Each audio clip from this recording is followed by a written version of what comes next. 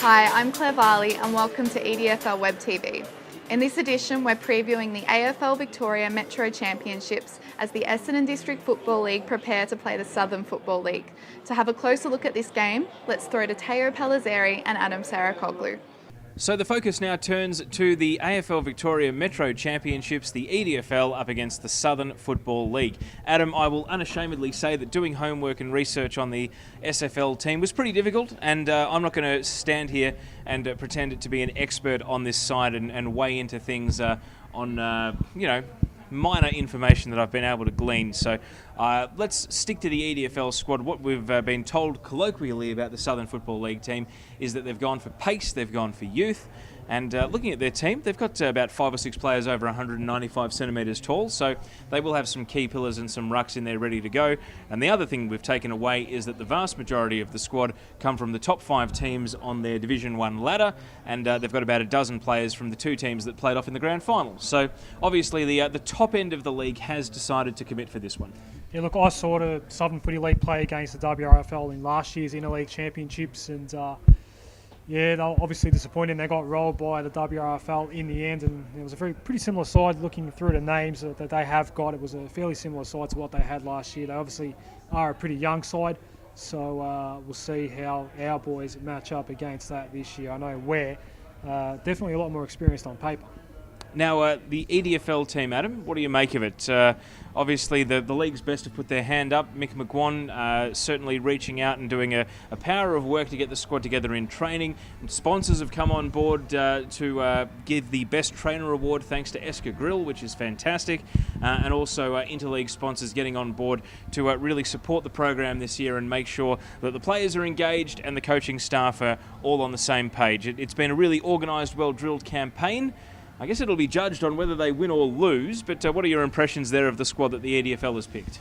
Yeah, look, I like it a lot. I was a bit critical of last year's selection of the squad, I suppose. I know we've pretty much only got players from Premier Division in this squad. There might have been a bit of criticism from that, from certain punters from the lower divisions last year, and I've gone with that same sort of feel. But I feel like this team's a lot more balanced this year, Teo, and I really like the fact that Mighty Mick is in charge of this side. We know he's a wonder coach in some aspects tactically, and how he can bring a bunch of blokes together and get them playing some cohesive footy. So I really like the addition of Mick McGuan as the head honcho of this side. And like I said, I think they're a bit more balanced this year. Last year it was sort of a team of champions, and we got beaten by a champion team in the Northern Footy League, and that's why they're playing in the top-ranked game on Saturday, and we're not, and we want to be. So I think we've learned that lesson. We actually need to play team football this year and actually click on the day as a unit of 22.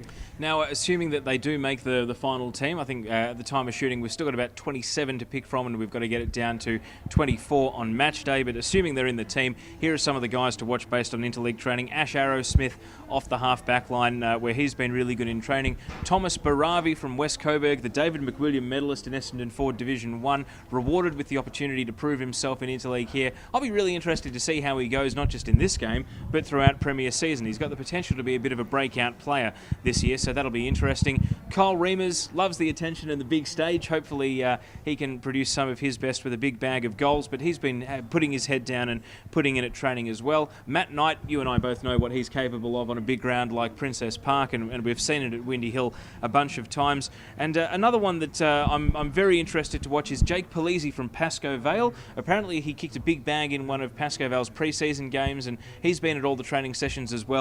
He made the team of the year last year for kicking the half century in a team that was down near the bottom of the ladder, and again, great that he was rewarded with a call up to the interleague side. So they're just some of the ones to watch from the EDFL's point of view. Yeah, a couple of my favourites are in there as well. I'm a big fan of Steve Brewer. I really like what he brings to the table, obviously. Hopefully both the Carusos are there playing. We know just how talented they are, and especially Little Fort. Hopefully he can have another big one this year. And I like Daniel Strabecki as well. I saw him a couple of times playing for Richmond VFL last year, obviously a Marby boy, and I like what he brings to the table. So there'll be plenty of EDFL stars to look out for, Teo, and if you can get down there to Visy Park on Saturday, we'd love to see you. We'll all be there. The media team will be calling the game as well. So get down there, and hopefully it'll be a much better showing than what we saw last year against the Northern League. I hate to finish this video on a correction, but it's Icon Park now. I called it Princess Park, Visi Park, Optus Oval. We know where it is. We know what it's called. It's worse than Geelong's home ground, tell you. What is that? Was it Baytech, Skilled or Simmons Stadium? Cardinia Park. All right. Thank you, everyone. Enjoy the game. Hopefully many of you are there. It's an 11 a.m. start, which means even if your club is playing later in the afternoon in a practice match, maybe you can come along to both and support the EDFL at the AFL Victoria Metropolitan Championships, 11 a.m. at Icon/Visi Park in Carlton. Make sure you're there cheering on the EDFL team against the Southern Football League, and good luck to our boys. That's it for this edition of EDFL Web TV. Make sure to check out the EDFL YouTube channel for more videos, and we'll see you again soon.